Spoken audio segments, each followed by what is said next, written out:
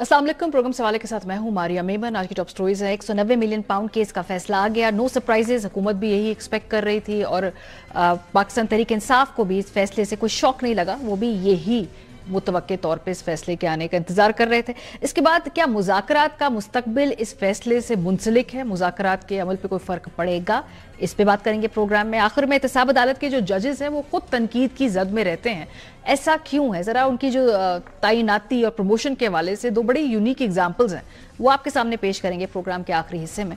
आगाज करते हैं 190 मिलियन केस का फैसला, जिसको मुतअद्दिद बार मुलतवी किया गया और आज फाइनली उसको सुना दिया गया है।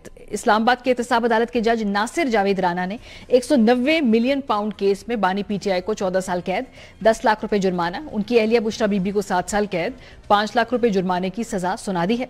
फैसले के पैरा नंबर 133 के मुताबिक बानी पीटीआई को करप्शन और करप्ट प्रैक्टिसेस के मुर्तकब होने पर, जबकि बुशरा बीबी पर करप्शन और करप्ट प्रैक्टिस की सहूलतकारी साबित होने पर सजा उन्हें हुई है। एहतसाब अदालत ने पैरा नंबर 134 में अलकादिर ट्रस्ट की प्रॉपर्टी और यूनिवर्सिटी वफाकी हुकूमत की तहवील में दिए जाने का भी हुक्म दे दिया है। अदालती फैसले के पैरा नंबर 131 में कहा गया है कि इस्तगासा की जानिब से जो गवाहान पेश किए गए तो मुल्जिमान के वकला की दिफाई टीम उन्हें झुटला नहीं सकी। वकला सफाई का केस ज्यादातर दस्तावेजी शवाहिद पर मुबनी था और कामयाबी के साथ दोनों मुल्जिमान के खिलाफ अपना केस उन्होंने साबित किया। फैसले में कहा गया कि चंद गवाहान को तवील जरा का सामना करना पड़ा, ताहम उनके बावजूद उनकी साख को मुतासर नहीं किया जा सका और उनके बयानात में तसलसल और हम आहंगी देखी गई।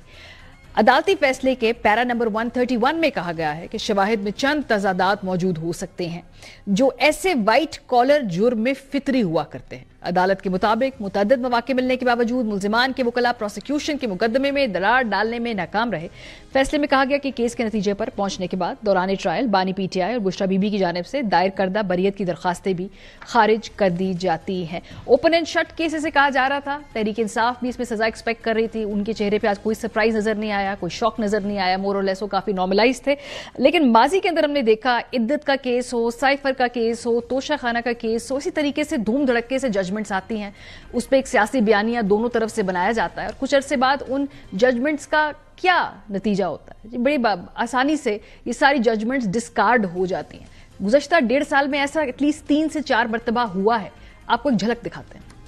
साइफर का केस एक ओपन एंड शट केस है। हाई कोर्ट ने बानी पीटीआई और शाह महमूद कुरैशी को साइफर केस में बरी कर दिया। ये भी एक बड़ा लेजिटिमेट जेन्युइन केस है। मुफ्ती साहब की स्टेटमेंट अपनी जगह मौजूद है, खावर मानेका साहब का पूरा केस अपनी जगह मौजूद है। तो मेरा ख्याल है वो नाकाम रही है डिफेंस काउंसिल और इमरान खान साहब और बुशरा बीबी के वकील इस केस को रद्द करने में। निकाह केस में बानी पीटीआई और अहलिया बाइज्जत बरी। ट्रायल कोर्ट का फैसला कलअदम करार। ओपन एंड शट केस है। आपने तोशा खाना की चोरी की है, ये आपकी घड़ी और ये खाली घड़ियों का मामला नहीं है। इस्लामाबाद हाई कोर्ट ने रिहा करने का हुक्म दे दिया। तोशा खाना केस में मातहत अदालत की जानिब से दी गई सजा मुअत्तल कर दी। प्रोग्राम के पहले से में ख्वाजा आसिफ साहब हमारे साथ मौजूद हैं, वफाकी वज़ीर दिफा। ये क्या उतने ही ओपन एंड शट केस है जैसा कि पहले ओपन एंड शट केसेस थे ये तीनों, लेकिन फिर बाकी अदालतों से हमने देखा कि रिहाई हो गई, बरियत भी हो गई। अस्सलाम वालेकुम ख्वाजा साहब, पहली मरतबा मेरे प्रोग्राम में शिरकत कर रहे हैं, थैंक यू वेरी मच। आपको खुशामदीद कहते हैं। आज के फैसले के बाद आपको लगता है ये तगड़ी जजमेंट है? क्योंकि ओपन शट केस पहले भी थे लेकिन हमने देखा कि बाद में वो इधर उधर हो गई जजमेंट्स। आज के फैसले के बाद आप लोग कॉन्फिडेंट है कि ये तगड़ा केस है, इसमें मुश्किल होगा बाद में रिहाई या रिलीफ मिलना? जी बिस्मिल्लाहिर्रहमानिर्रहीम। मेरे लिए भी अच्छा एक इत्तेफाक है कि पहली दफा मैं आपके प्रोग्राम में आया हूँ। देखें, ये बहुत अरसे की बात है। अभी पीटीआई की हुकूमत थी तो किसी ने मुझे ये एनसीए वाला लेटर जो है ना, मैं आपको बताता हूँ, नैब से लीक हुआ जो है लेटर जो है, और हमने पब्लिक अकाउंट्स कमेटी वालों ने जो है इसको बुलाया, नैब को बुलाया। चेयरमैन नैब भी थे और भी ऑफिशियल से नैब के, और उनसे हमने ये सवाल पूछा और उसकी फिर कॉन्टिन्यूटी में हमें पता लगा कि ये पैसा जो है बेसिकली उस अमाउंट से ताल्लुक रखता है जो एनसीए ने जो भी इंक्वायरी करके जो फैसला किया है और उसकी प्रोसीड्स उन्होंने गवर्नमेंट ऑफ पाकिस्तान को भिजवाई हैं। बेसिकली ये स्टेट की मलकियत थी, ये प्रोसीड्स जो थी। اور اسی سے پھر انکشاف ہوا کہ ایک بند لفافے کا جو ہے نا وہ لیا گیا ہے، اپروول لیا گیا ہے کیبنٹ سے، اور پرائم منسٹر نے باوجود 4-5 منسٹرز کے استفسار سے کے باوجود جو ہے انہوں نے اس لفافے کو وہاں پہ نہیں کھولا. خیر وہ جو کسی نہ کسی طرح وہ چیز جو ہے، دو ڈاکومنٹس جو ہیں جو وہ سارے ہمارے پاس پہنچ گئے مختلف ذرائع سے. اس وقت پی ٹی آئی کی حکومت تھی، تو اس میں جو سامنے آئے کہ یہ ثاقب نثار صاحب نے جو کیس چلایا تھا کراچی کی زمین جو ہے بحریہ کی، اس کے بعد ایک 460 بلین کا جو ہے نا ایک جرمانے کا اکاؤنٹ جو ہے نا وہ اسٹیبلش کیا گیا، جس کی انسٹالمنٹس جو ہے نا وہ اب تو ڈیفالٹ ہو چکا اس اکاؤنٹ میں. ملک صاحب جو ہیں، ملک ریاض صاحب جو ہیں اس میں پیسے جمع نہیں کرا رہے، لیکن یہ پیسے جو ہے نا اس میں جمع کرا دیے گئے، اور ملک صاحب کو یہ سہولت فراہم کی گئی کہ اسٹیٹ کو جو پیسہ آیا ہوا تھا وہ ملک صاحب کے ذاتی جرمانے کے اکاؤنٹ میں جو ہے نا وہ ایڈجسٹ کر دیا گیا. سو یہاں پہ آ کے جو ہے نا وہ سٹوری جو ہے وہ سامنے آتی ہے. اور پھر اس کے بعد جو ہے کنسیڈریشن جو ہے القادر یونیورسٹی جو ہے نا وہ میرا خیال ہے نام غلط ہے، یہ یونیورسٹی نہیں ہے. انہوں نے یونیورسٹی کے چارٹر کے لیے کبھی اپلائی نہیں کیا ایچ ای سی کو. میں آپ کو آفیشلی میں ویریفائڈ جو ہے اسی زمانے کی یہ جو ہے چیزیں میں آپ کو بتا رہا ہوں، کبھی اپلائی نہیں کیا ہوا. یہ گورنمنٹ کالج یونیورسٹی لاہور کا ایک افیلیٹ کالج ہے جس میں صرف 2 سبجیکٹ پڑھائے جاتے ہیں اور 200 اسٹوڈنٹ ہیں پچھلے 4 سال کے اندر. تو 400 ایکڑ زمین ہے کہ کتنی اس کے ساتھ زمین ہے، کچھ پیسے بھی دیے گئے، اور بہت سی کنسیڈریشنز اس میں انوالو تھی جو اس کے کیس میں ایویڈنس جو پیش کی گئی. تو یہ میرا اپنا خیال ہے کہ اس میں اگر میں ایک لے مین ہوں، میں کوئی وکیل ہوں لیکن میں نے کبھی وکالت جو ہے کم ہی کی ہے، کہ یہ ایک یونیورسٹی بھی نہیں ہے، اس کا نام القادر یونیورسٹی رکھا ہوا ہے. روحانیات کی تعلیم کے لیے یہ یونیورسٹی بنائی گئی، وہاں پہ روحانیات کی تعلیم میں وہ ایک قسم کا ایک کمپیوٹر کالج ہے یا انسٹیٹیوٹ ہے جو شہروں میں بنائے جاتے ہیں، اس سے زیادہ اس کی کوئی حیثیت نہیں ہے. اس کے جتنے بھی پیسے ملے، جو بھی اس میں فنڈنگ آئی وغیرہ وغیرہ جو ہے وہ اس کا وہ بھی کیس کی جو ہے وہ داستان میں شامل ہو گیا. لیکن کرائم جو ہے وہ میجر جو چیز جو ہے جو آتی ہے کہ یہ پیسہ جو ہے جو ریاست کی ملکیت تھا، جو ریاست کو جو ہے وہ دیا گیا این سی اے کی طرف سے. میں میرے پاس میرا لیٹر پڑا ہوگا، میں آپ کو لیٹر بھی بھیجوا. خواجہ صاحب یہ آج میں چونکہ تھوڑا سا ڈیٹیل میں دیکھ رہی تھی، میرے سامنے آیو کا بیان بھی ہے، اس میں وہ کہتے ہیں جی کہ انہوں نے بھی یہ جو بند لفافہ ہے، جو سیٹلمنٹ اور اگریمنٹ ہے وہ نہیں دیکھا ہے. 2 سال سے تو آپ کی گورنمنٹ ہے، اب چونکہ کیس چل بھی رہا ہے، آپ کا خیال ہے ڈسکلوز ہونا چاہیے ہے، گورنمنٹ آف پاکستان کو ڈسکلوز کرنا چاہیے ہے یہ جو ڈیل ہے این سی اے کی، جو انویلپ ہے یہ کھلنا چاہیے؟ یہ دیکھیں یہ انویلپ جو ہے نا یہ ایک کمیٹی بنائی گئی تھی جب ووٹ آف نو کانفیڈنس کے بعد حکومت آئی ہے، پی ڈی ایم کی حکومت آئی ہے، اس میں ایک کمیٹی بنائی گئی جس کا چیئر میرے پاس تھی اس کمیٹی کی، اور اس میں یہ لفافہ جو ہے کھولا گیا. اچھا. بہت سے لوگوں کے سامنے، اس میں ایک میں نہیں تھا اکیلا، اس میں لا منسٹر جو ہے ہمارے پریزیڈنٹ وہ بھی موجود تھے، اور بھی لوگ موجود تھے جن کے سامنے بیوروکریسی کے بہت سے لوگ تھے جن کے سامنے کھلا گیا، اور اس میں وہ سارا کا سارا جو بھی سلسلہ ہے I'll check and if there is no legal bar on it, تو میں I can ask the government to publish those documents, you know. لیکن آپ کا خیال ہے ڈسکلوز ہونا چاہیے ہے کیونکہ یہ کیس ابھی جس گراؤنڈز پہ کھڑا ہے؟ اب سزا ہوگی ہوئی ہے، فیکٹس جو ہے سارے تھریڈ بیئر ڈسکس ہو چکے ہیں کورٹ کے اندر، جو ہے آئندہ بھی اس کی اپیل ہوگی، وہاں بھی ڈسکشن ہوگی.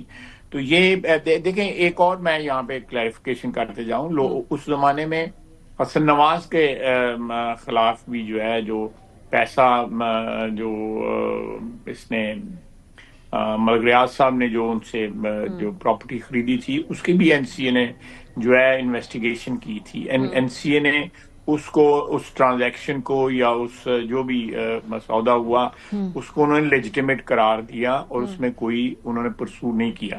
لیکن ان کے جو پیسے جو ہیں ناٹ اونلی میں ان میں اس ساری میں بینکوں کے نام بھی ہیں, اس میں جہاں جہاں برٹش بینکس موجود ہیں جہاں پہ پیسے تھے یا ان کی جورسڈکشن ہے وہاں پہ جتنے بینکوں میں پیسے پڑے ہوئے تھے ملک صاحب کے وہ سارے کے سارے جو ہے انہوں نے کانفسکیٹ کیے. ان میں دبئی میں سے بھی پیسے آئے, ایک دو اور لوکیشن سے بھی, if I remember it correctly, وہاں سے بھی پیسے آ کے وہ این سی اے کے پاس آئے اور این سی اے نے الٹیمیٹلی ٹرانسمٹ کیے. اور اس میں if I remember it correctly Shahzad اکبر صاحب کی گواہی بھی ہے کیونکہ شہزاد اکبر صاحب نے یہ سارا جو معاملہ جو ہے ہینڈل کیا ہوا ہے, ان کی گواہی بھی ہے. ایک اور بھی گواہ ہے, میں pardon me for not remembering the name, ایک اور بہت بڑے کوئی شخصیت ہے وہ بھی اس چیز میں گواہ ہے.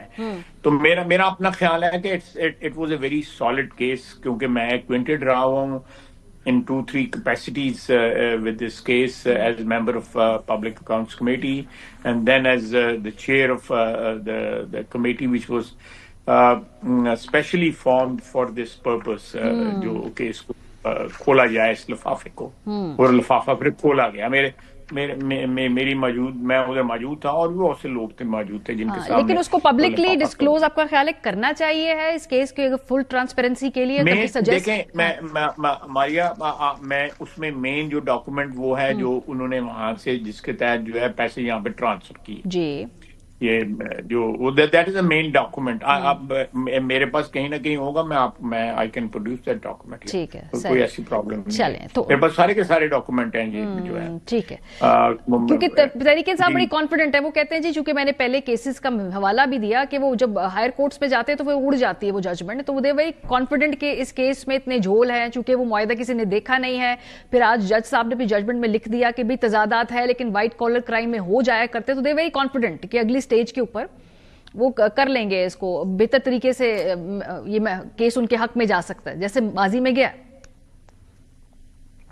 دیکھیں یہ تو میں اس پہ تو کمنٹ میرا بنتا بھی نہیں ہے. جو بھی جن لوگوں کو بھی سزائیں ہوتی ہیں وہ اپیل کرتے ہیں, وہ ان کا حق ہوتا ہے اور اس امید پہ اپیل کرتے ہیں کہ جو بھی چیزیں جو کور نہیں کی گئیں نچلی اسٹیج کے اوپر وہ ادھر جا کے کور ہو جائیں گی. وہ ایک that is some thing which is legal and technical. لیکن آپ کی جو پولیٹیکل آپ کا چونکہ وزڈم بھی ہے نا, 30-40 سال سے پاکستان کی سیاست دیکھ رہے ہیں, کہ آپ کو یہ سزائیں ہولڈ کرتی ہیں؟ اگر آپ اٹھا کر دیکھ لیں پچھلے 2 دہائیوں سے دیکھ لیں تو اس کو دیکھ کے کیا پریڈکٹ کرنا آسان ہوگا؟ اس میں میری اگر میموری جواب نہیں دے رہی کہ فائنینشیل جو مس اپروپریشن جو ہے اس کے کیسز جو ہیں میرا خیال ہے سیاستدانوں کے خلاف جو ہے وہ کم چلے ہیں. آپ دیکھیں کہ میاں نواز شریف کے خلاف جو کیسز بنائے گئے ان میں سے کوئی بھی جو ہے وہ کیس جو ہے وہ پروسیکیوشن کے لیے نہیں گیا کیونکہ وہ کیسز غلط تھے.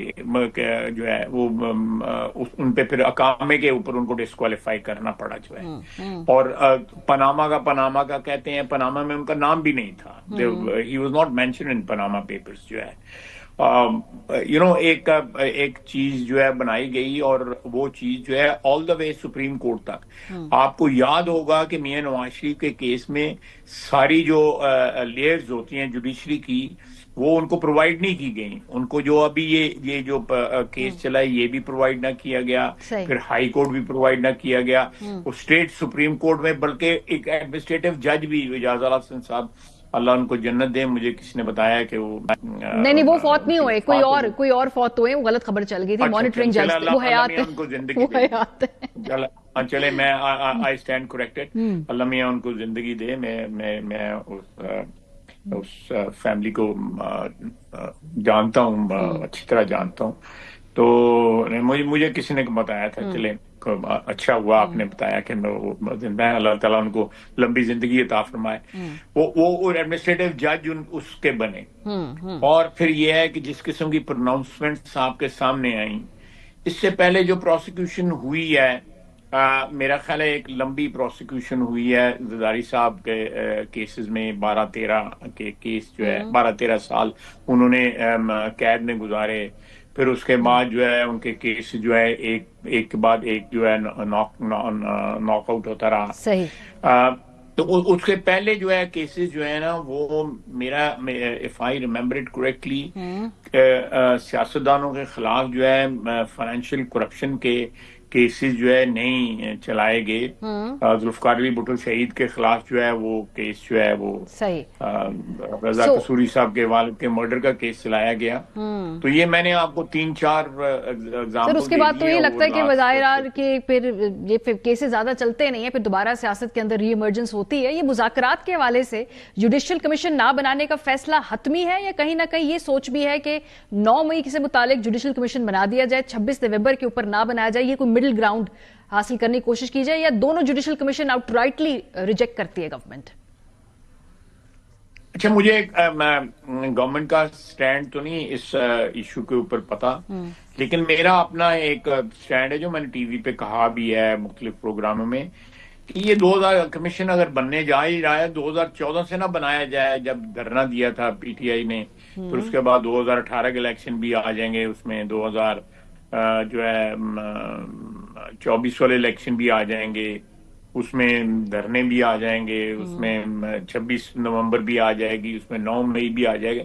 میرا خیال ہے کہ let's deal with our matters especially occurred جو جن کی occurrence جو ہے in last 15 years ہوئی ہے یا 12 years ہوئی ہے, تو ان کو comprehensively ہم ڈیل کر لیں تو میرا بہتر ہوگا, کسی کو گلا گزاری نہیں ہوگی. الیکشن کی تو مطالبے سے تو تحریک انصاف بھی پیچھے ہٹ گئی وقتی طور پہ, وہ تو ان 2 ایونٹس کے اوپر کہہ رہے, لیکن یہ آپ کے ٹی وی آپ کی ثوابدید ہے. آپ لوگوں نے تو گورنمنٹ نے تو کوئی اپنے مطالبات ہی نہیں رکھے, ایجنڈا پہ انہوں نے کچھ واپسی میں مانگا ہی نہیں ہے, یہ ٹی او آرز حکومت کی ثوابدید ہے. میں نے آپ کو دے دی ہے نا اپنی انڈیویجول کیپیسٹی میں کہ let's go back to 2014 and start from there, کہ ہماری بھی جو گریونسز ہیں, جو دھرنا جو ہے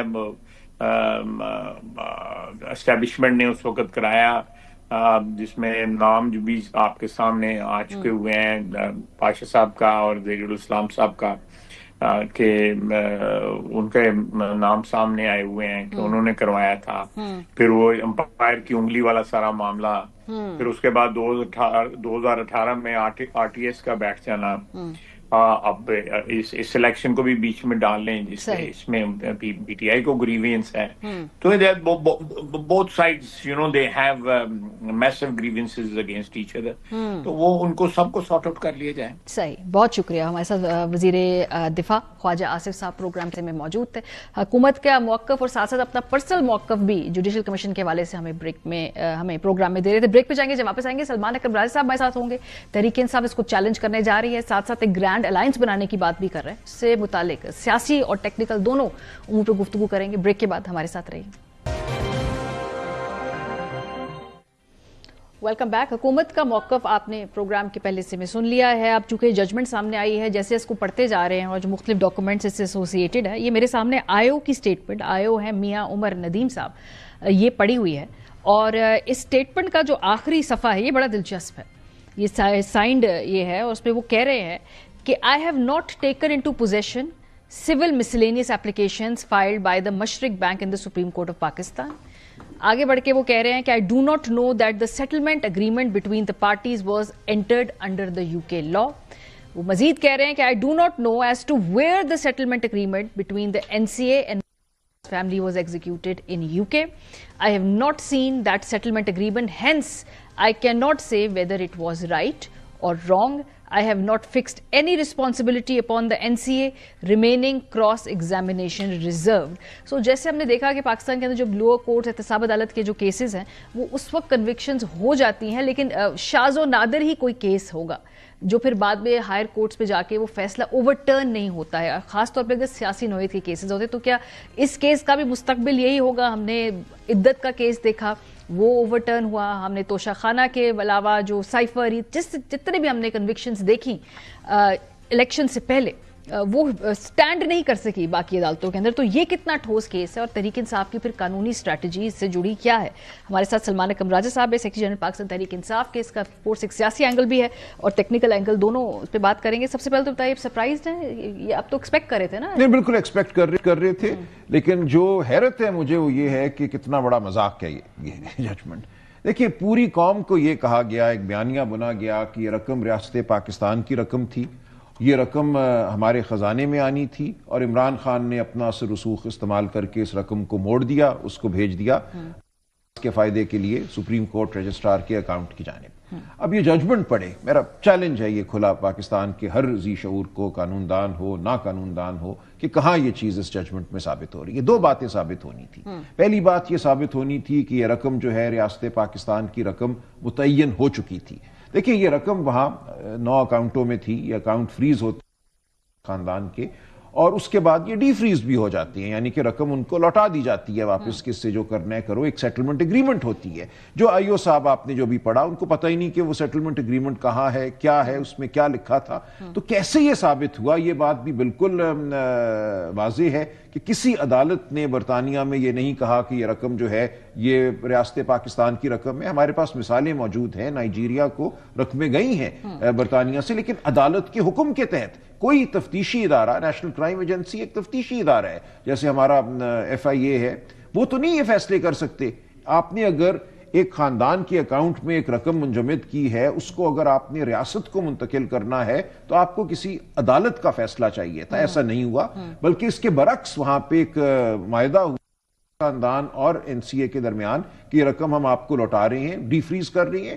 اس کے بعد جیسا کہ آپ نے ابھی پڑھا، مشرق بینک کو حکم دیا خاندان نے کہ یہ رقم جو ہے پاکستان فلانے اکاؤنٹ میں، رجسٹرار سپریم کورٹ کے اکاؤنٹ میں ٹرانسفر کر دو. تو اس میں حکومت پاکستان کا کوئی دخل ہی نہیں ہے.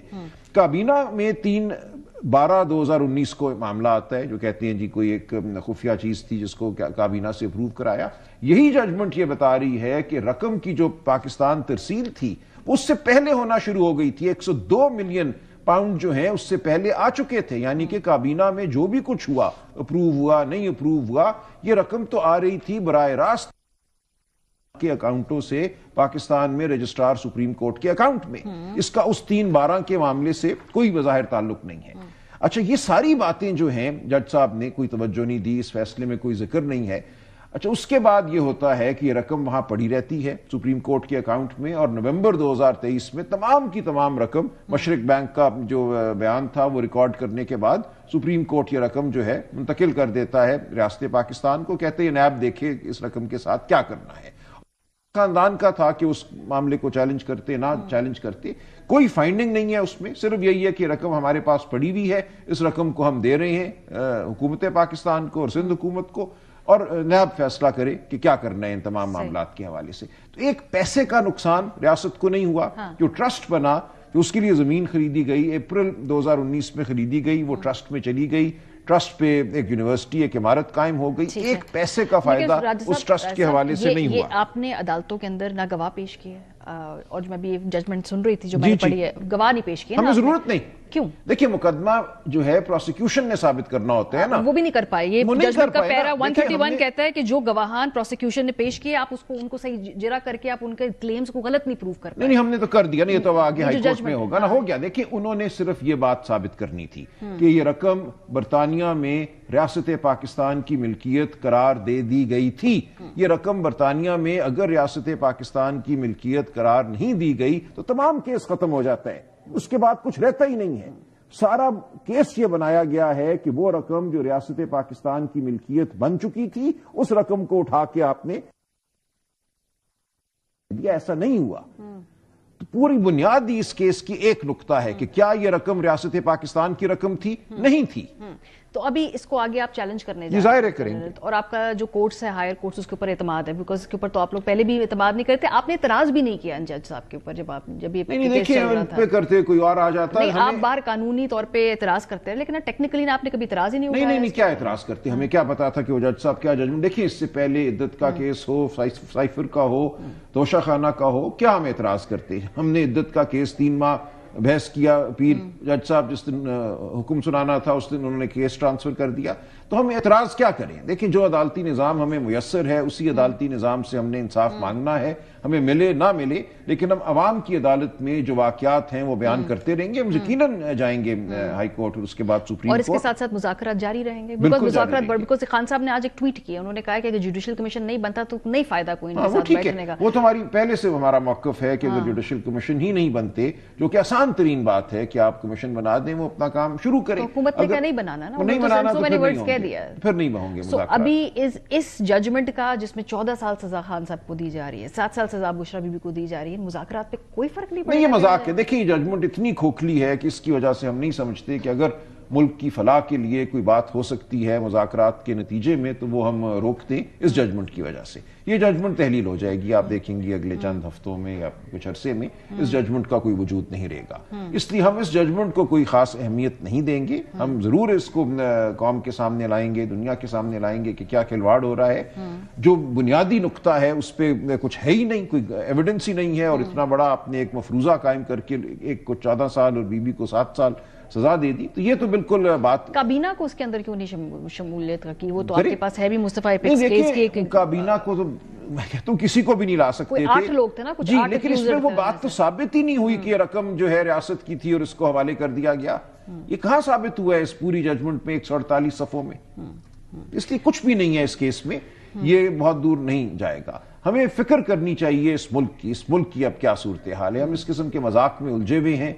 मुल्क की सबसे बड़ी सियासी कुव्वत को हम समझते हैं कि हम दबा देंगे, या समझने वाले समझते हैं मुल्क की सबसे अहम सियासी शख्सियत के साथ आप ये खिलवाड़ कर रहे हैं। हमें अब मुल्क को वापस लाना है फलाह की राह पे, जहां हम बैठ के कोई बात कर सकें इस मुल्क के मुस्तकबिल के बारे में, और इसी नीयत से हम मुज़ाकरात में शामिल हुए थे। सो अभी तो सूरत हाल है कि एक डेडलॉक सा है ना, आप चाहते हैं जुडिशल कमीशन बनाए, हुकूमत कहती है जुडिशल कमीशन नहीं बनेगा। ये आपको सूरत हाल तब्दील होती नजर आ रही है, या आपको लगता है कि अभी भी उसमें उम्मीद है जो अगली नशिस्त होगी उसमें कहीं ना कहीं मिडिल ग्राउंड बन जाएगा? मिडिल ग्राउंड क्या होगा? एक पे कमीशन बन जाए 9 मई पे, 26 मई पे, 26 नवंबर पे ना बनेगी, इसी तरह का कोई मिडिल ग्राउंड हम देखेंगे क्या होता है। जाहिर है फिर हम इमरान खान साहब से मुलाकात करेंगे, उनकी जो भी राय होगी वो लेंगे और आगे उसी के मुताबिक बढ़ेंगे। देखिए, वक्त बढ़ता जाएगा कि आज हमारी बहुत ही अच्छी मुलाकात हुई खाकान अब्बासी साहब की रिहाइश गाह पे। वहाँ महमूद खान अचकजई साहब थे, दीगर अमायदीन थे हमारी तरफ से, और फैसला हुआ कि अब हम मुल्क में तहफ़्फ़ुज़ आइन की खातिर एक जद्दोजहद का आगाज करेंगे। क्या होगा? ये तहरीक है, ये कोई देखिए, ये तो अब रंग लेगी, अपना वजूद बनेगा, लेकिन उसूली जो फैसला है आज हो गया कि हम इस मुल्क में हर एक को अब पुकारेंगे कि इस मुल्क में शराफत के लिए, आइन के लिए, कानून के लिए हमारे साथ खड़े हो, और एक मुनज़्ज़म पुरअमन एक। ये उससे कैसे मुख्तलिफ है जो पहले अचकजई साहब के साथ बैठकर आपने पहले भी प्लेटफॉर्म इसको वसीतर हम करेंगे। हम तमाम सियासी कुव्वतों को जो आइन और कानून के लिए खड़ा होना चाहती हैं उनको मदऊ करेंगे और आगे का लाया अमल तय लेकिन बहुत दफा जो पहले आपने प्लेटफॉर्म बनाया, अचकजई साहब तो मुज़ाकरात के हक में ही नहीं थे, उन्होंने कहा जी आप किनसे बात कर रहे हैं? अब कोई मुज़ाहिर, देखिए हमने इत्माम हुज्जत कर लिया, हम पे हर जगह ये इल्जाम लगता था या गिला होता था कि आप सियासी कुव्वतों के साथ क्यों नहीं बैठते, आप बात क्यों नहीं करते। हमने कर ली ना एक इतनी मामूली बात कि सिर्फ कमीशन बना दो सुप्रीम कोर्ट के जजों पर मुश्तमिल जो अपनी राय दे, तहकीक करे, एविडेंस इकट्ठी करे। अगर वो भी आप नहीं बनाना चाहते, सच से आप दूर भागना चाहते हैं, तो फिर ठीक कह रहे हैं अचकजई साहब, फिर मुज़ाकरात का कोई फायदा नहीं। हम जो और कर सकते हैं वो जरूर करेंगे। और ये जो अवाम पार्टी से शायद खाकान अब्बासी साहब, उनका इसके ऊपर क्या रद्द अमल था? बहुत मुस्बत था उनका रद्द अमल।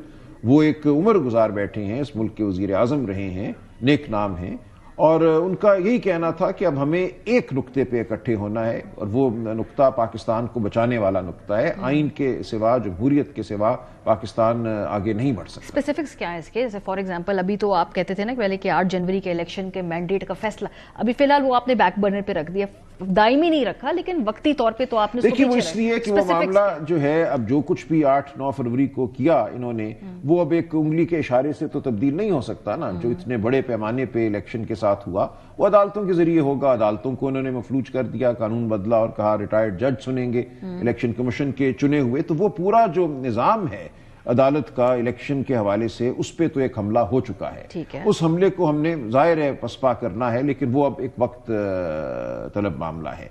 हम ये चाहते हैं कि पहले उसूली इत्तफाक हो इस कौम का, इस माशरे का, کہ ہم نے اس ملک کو کیسے چلانا ہے. اسپیسیفکس کیا ہے اس کے؟ تو بڑی آپ ایک دیکھیں وہ آئیں گے، وہ اسپیسیفکس سامنے آئیں گے. اس کا اسپیسیفک کہاں شروعات ہے، کہاں سے؟ دیکھیں ہم جمہوریت اور سویلین بالادستی کی آواز اٹھائیں گے، ہم ہر ایک کو کہیں گے ہمارے ساتھ آؤ، پھر چیز اپنا رنگ پکڑے گی، اپنی شکل. خال کیا ہے؟ کل ملاقات ہوئی گنڈا پور صاحب کی جب وہاں پر آرمی چیف سے، تو بہت خان صاحب نے اس کو خوشائند کہا. تو آپ کی جو سویلین سپریمیسی کی ڈیفینیشن کیا ہے؟ ہم نے اپنے لیے ایک سپیس پیدا کرنی ہے، جگہ پیدا کرنی ہے جمہوریت کے لیے، سیاسی جماعتوں کے لیے، عوام کی آواز کے لیے. تو یہ ہوتے ہوتے پیدا ہوگی نا، ایک چٹکی بجانے سے تو یہ نہیں ہو جائے گا.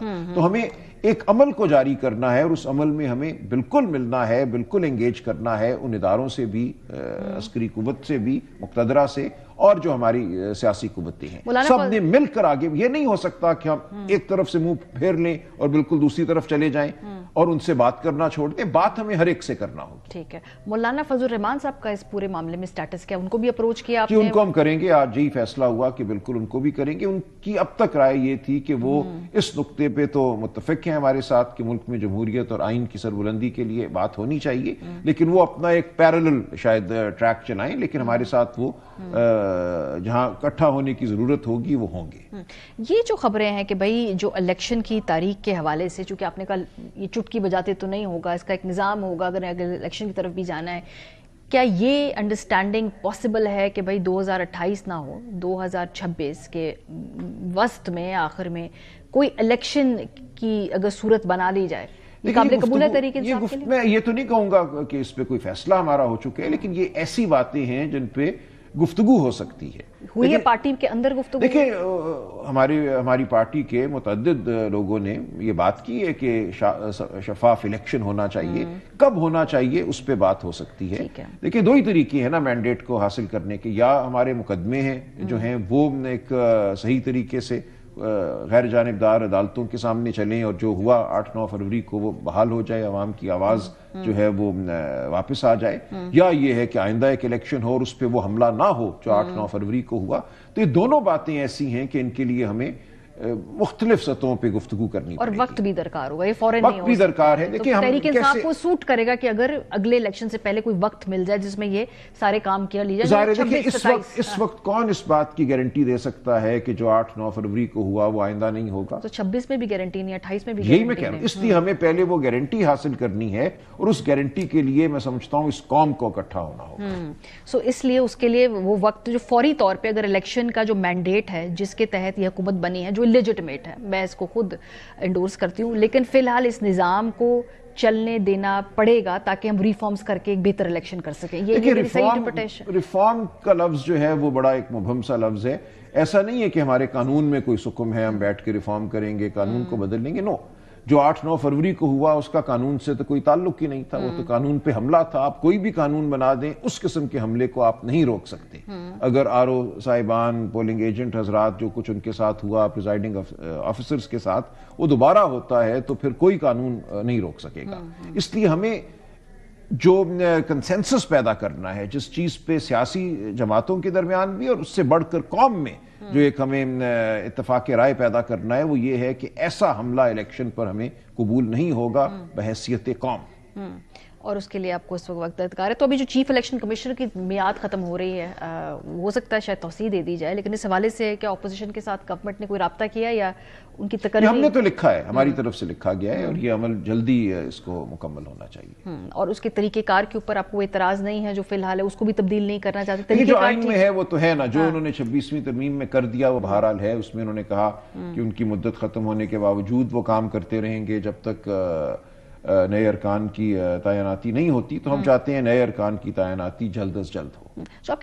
آپ کی قانونی اور سیاسی اسٹریٹجی ان دونوں کے اوپر ایک جو رائے ہے وہ کہ قانونی اسٹریٹجی تو آپ کی ہے، لیکن سیاسی اسٹریٹجی کوئی بظاہر آپ کی نظر نہیں آتی. سڑکوں پہ آپ فی الحال نہیں نکل رہے، اب الائنس اب آپ بنانے لگے ہیں جو کہ شاید بہت پہلے بنا لینا چاہیے تھا. اسی مذاکرات میں جوڈیشل کمیشن کے اوپر کے قیام میں ہو رہے ہیں، آپ کے ساتھ باقی سیاسی جماعتیں ہوتی تو اس کا وزن بہت بڑھ جاتا ہے، اس پہ پریشر بہت زیادہ ہو سکتا ہے. ہم یہ پہلے کر سکتے، لیکن میرا نہیں خیال. ہمیں یہ لگتا ہے کہ جس جبر کے دور سے ہم گزر رہے تھے، جس طرح ہم پہ حملے ہو رہے تھے، ہمارے سینکڑوں ہزاروں لوگ جیلوں میں تھے، تو اس وقت شاید یہ ممکن نہیں تھا، شاید ہو، یہ تو ایک مفروض ہے. لیکن جب بھی یہ عمل شروع ہم کرتے ہیں ہم سمجھتے ہیں یہ ملک کے لیے اہم ہے, ضروری ہے, ناگزیر ہے بلکہ. تو اس لیے اب ہمیں بحیثیت قوم یہ فیصلہ کرنا ہوگا کہ ہمیں اس ملک کو کیسے چلانا ہے. دیکھیں بلوچستان ہو, خیبر پختونخوا ہو, حالات یہ ہمارا آج اتفاق تھا. محمود خان اچکزئی صاحب تھے وہاں, مجلس وحدت المسلمین کے علامہ ناصر صاحب تھے, سنی اتحاد کونسل کے صاحبزادہ حامد رضا تھے, اور دیگر لوگ تمام ملک سے, کہ اس ملک کی اس وقت صورتحال انتہائی تشویشناک ہے, اور بالخصوص خیبر پختونخوا کے بہت سے علاقے اور بلوچستان کے بہت سے علاقے ہمیں کچھ کرنا ہے. اور اس کے لیے ضروری ہے کہ ہم یہ ایک تحریک جو ہے اس کو جاری کریں, جس کا مقصد یہ ہے کہ اس ملک میں ہم اکٹھا کریں تمام لوگوں کو, اس ملک کا شیرازہ نہ بکھرنے دیں, اور ہم بات کریں آئین کی اور اس کے گرد لوگوں کو متفق کریں, اور تمام طاقتوں کو مقتدرہ سے بھی بات کریں. صحیح. ابھی جو دو جگہ بات چیت ہوئی ہے, تو گنڈاپور صاحب بھی تو رابطے میں ہیں.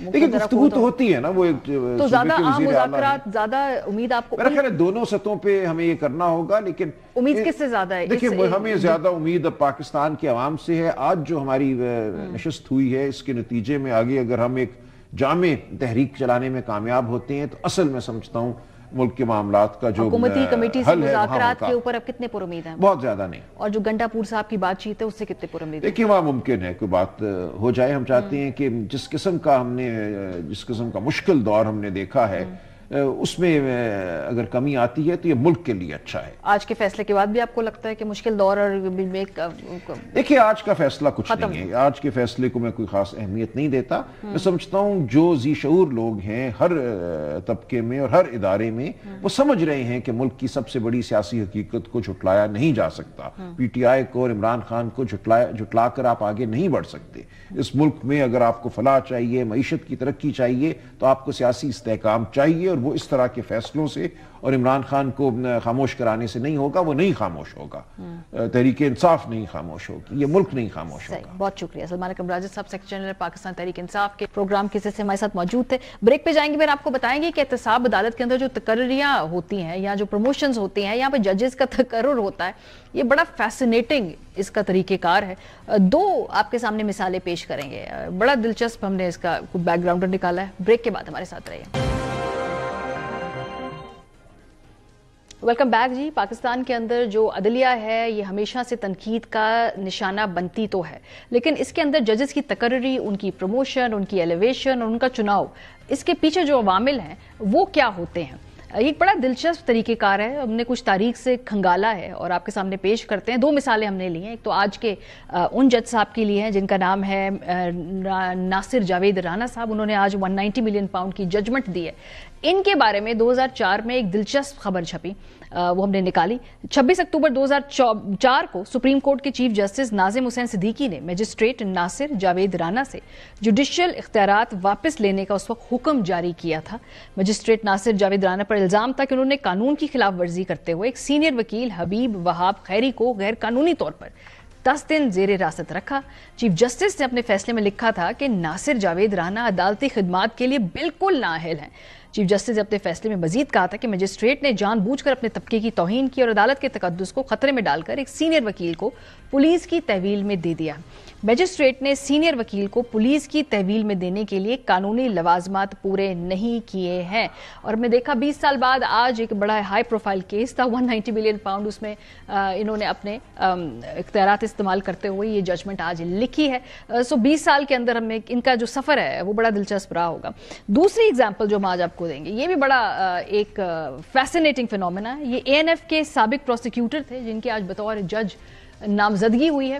یہ ہم کیوں آپ کو بتا رہے ہیں, کیونکہ بہت ہائی پروفائل کیس تھا رانا ثناء اللہ صاحب کا. جوڈیشل کمیشن نے سیشن جج اعظم خان اور سابق صدر اسلام آباد ہائی کورٹ بار راجہ انعام الدین منہاس کو اسلام آباد ہائی کورٹ کے ججز کے لیے نامزد کر دیا ہے. راجہ انعام امین منہاس مشیر وزیر اعظم رانا ثناء اللہ کے خلاف منشیات برآمدگی کیس میں ANF کے چیف پروسیکیوٹر تھے, اور اس وقت راجہ انعام امین منہاس صاحب نے کہا تھا کہ رانا ثناء اللہ کے خلاف ویڈیو سمیت تمام شواہد موجود ہیں, لیکن بعد میں رانا ثناء اللہ صاحب اس کیس میں بری ہو گئے تھے اور آج وہ مشیر ہیں وزیر اعظم صاحب کے.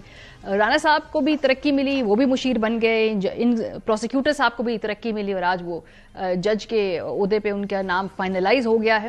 تو پاکستان کا نظام بہت نرالا ہے. پروگرام کا وقت ختم ہو گیا. اپنا فیڈ بیک دینا مت بھولیے گا. خیال رکھیے. خدا حافظ.